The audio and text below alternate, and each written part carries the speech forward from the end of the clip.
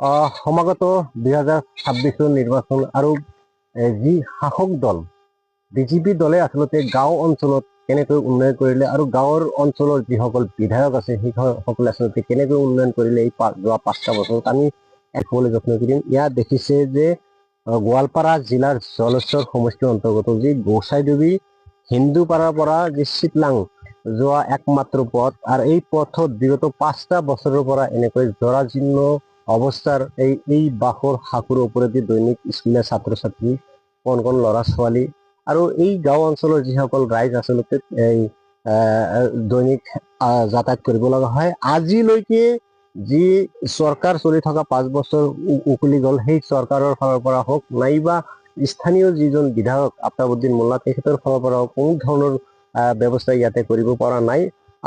এই অৱস্থাত আচলতে জৰাজীৰ্ণ অৱস্থাত বিগত 5টা বছৰ উকলি গ'ল। ইয়াৰ কোনো ব্যৱস্থা বিভাগীয় ফালৰ পৰা আজিলৈকে হোৱা নাই, যাৰ বাবে এই অঞ্চলৰ সাধাৰণ ৰাইজৰ মাজত আচলতে এক হাহাকাৰময় পৰিৱেশ সৃষ্টি হৈছে। আৰু এনটো যে যি সময়ত চৰকাৰে দাবী কৰিছে যে গাঁও অঞ্চলত আমি যথেষ্ট উন্নয়ন কৰিছো, সেই উন্নয়নৰ নমুনা উন্নয়নৰ দৃশ্য আমি দেখুৱাইছো যে এই অত্যাধুনিক যুগতো আজি যিসকল গাঁৱৰ ৰাইজ গাঁও অঞ্চলৰ যিসকল সাধাৰণ মানুহ সেইসকলৰ যে যাতায়াতৰ ক্ষেত্ৰত এক চৰম দুৰ্যোগত ভুগিব লগা হৈছে, এই দৃশ্য আমি যত্ন কৰিছো। পোনে পোনে এই পঞ্চায়তৰে এজন এইবাৰ প্ৰাৰ্থী অগপ দলৰ প্ৰাৰ্থী অগপ দলৰ টিকিট প্ৰত্যাশী জহিৰুল ইছলাম তেখেতে আমাৰ সৈতে আছে আৰু স্থানীয় ৰাইজ কিছুমান আমাৰ সৈতে আছে, কথা পাতিবলৈ যত্ন কৰিম। দাদা, আমি দেখিবলৈ পাইছো বিজেপি চৰকাৰখনে বিভিন্ন সময়ত দাবী কৰি আছে আমি গাঁও অঞ্চলত যথেষ্ট উন্নয়ন কৰিছো। আজি এই এনেকুৱা অৱস্থা দেখাৰ পিছত কেনেকৈ কি ক'ব? নমস্কাৰ, আসসালামু আলাইকুম। আচলতে কথাটো হ'ল চৰকাৰখনে ডেভেলপমেণ্টৰ ক্ষেত্ৰত চৰকাৰখনে কম্প্ৰমাইজ কৰা নাই আচলতে, কিন্তু নেতৃত্ব দিয়াৰ সেই গাফিলতি, সঠিক নেতৃত্ব দিব পৰা নাই কাৰণে আজি দুৰ্ভাগ্যবশত আজি আমাৰ এই গোসাইডুবি ডিপিত এই চৰকাৰ গাঁৱৰ পৰা এই ধাৰাই বজাৰলৈকে যিটো ৰোড গৈছে তাৰ মাজভাগতে ভাঙাটো দেখি আছে। আপোনালোকে এইফালে 4-5 বছৰ আচলতে নহয়, আপোনালোকে দূৰত থাকে। এইটো 98ৰ যিটো অভাৰ ফ্লাডেশ্যন হৈছিল তেতিয়াই এই ৰাস্তাটোৰ দুৰৱস্থা হৈছিল, আৰু এইটো ৰাইজে হাতত নিৰ্মাণ কৰিছে, ৰাইজৰ বৰঙণিৰে চলে।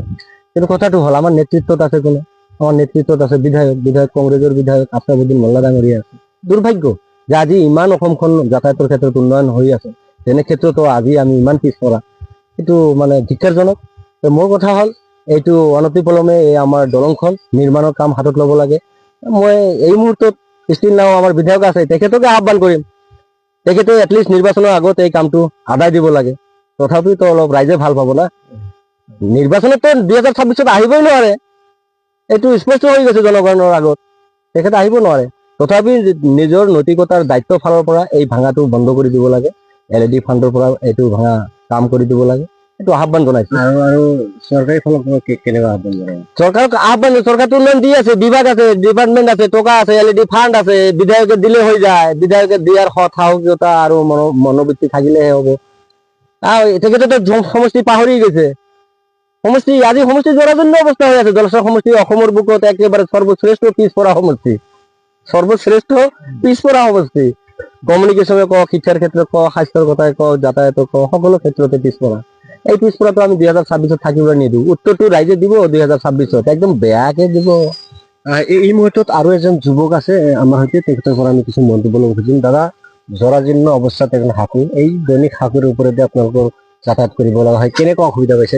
বহুত অসুবিধা হৈছে, মানে আমাৰ আজি পৰা নহয়, বহুত দিনৰ পৰা এইটো চাৱা যাতায়াত কাৰণে বহুত অসুবিধা হয়। স্কুলৰ ছাত্ৰ ছাত্ৰীৰ অসুবিধা হয়। মই আফতাব মোল্লাক কৈছো যে আফতাব মোল্লা আজি 26 শেষ হৈ গ'ল, কিয় হ'ল মানে তাৰ এতিয়া আমাৰ আহাই নাই, কাম কৰাৰতো দূৰৰ কথা আহাই নাই। তাৰ এতিয়া 26ত নিৰ্বাচন খেলিব আহিছে, কিন্তু আমিতো তাক কেতিয়াও মানে ছাপোৰ্ট নকৰো। কি আবদাৰ জনাব? আবদাৰ জনাইছো যে অতি শীঘ্ৰে ভাল কৰিব লাগে আমাৰ যাতায়াতটো। আমাৰ জলেশ্বৰ সমষ্টি একবাৰে পিছপৰা।